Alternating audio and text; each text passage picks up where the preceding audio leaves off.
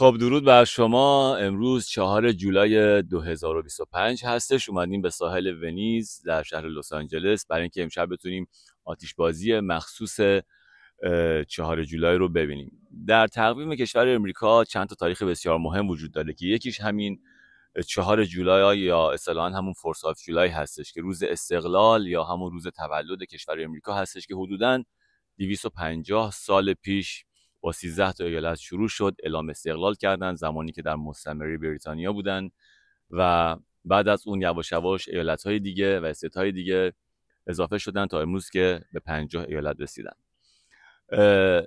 دو تا تاریخ دیگه هم توی تقویم امریکا هست که خیلی مهمه. یکیش تانکسگیوین هست، یکیش هم روز کریسمس هستش که معمولاً مردم امریکا خیلی خانواده دوست هستن و تو این روزهای مهم و تو این جشن‌ها و مناسبت‌ها تو خونه هاشون هستن، کنار خانواده ها هستن، هر کی هر جا هست میره پیش خانواده‌اش و با همدیگه جشن میگیرن. ولی استثنا در فورس آف جولای بعد از ظهر میان بیرون، چون شب آتش بازی هستش و میان که روز استقلال رو جشن بگیرن و شادی بکنن. و امروز هم ما میخوایم که یه چند تا از این جشن‌ها و این آتشبازی‌ها رو حتما در ادامه این ویدیو به شما نشون بدیم. ولی چیزی که خیلی مهمه اینه که مردم چقدر خوشحال هستن و قدر آزادی که دارن و میدونن. چیزی که سالها پیش به دست آوردن هنوز براش شکرگزار هستن، هنوز براش جشن میگیرن و همه مردمی که دارن در این کشور زندگی میکنن به نوعی دارن برخوردار هستن از این آزادی، از این دموکراسی.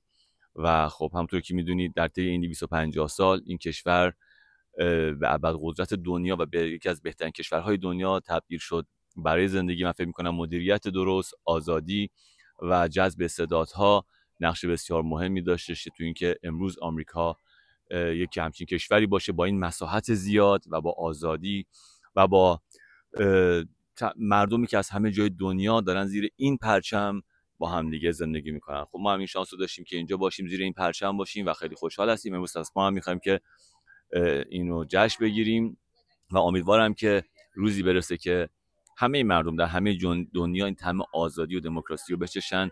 ولی یادمون نره که هر چیزی بها داره، اینا هم بهای زیادی پرداخت کردن و اینو فراموش نمیکنن. پس با ما همراه باشید، بریم یه ذره مناظر زیبای این رودخونه ونیز رو ببینید. البته اینجا به ونیز معروفه چون شبیه ونیز ایتالیا طراحی شده. پشت این کوچه ها ساحل هستش، ساحل ونیز هستش که میریم اونجا و بعد از 2 ساعت دیگه که آتشبازی شروع میشه برای شما فیلم میذارم. مرسی که با ما هستید.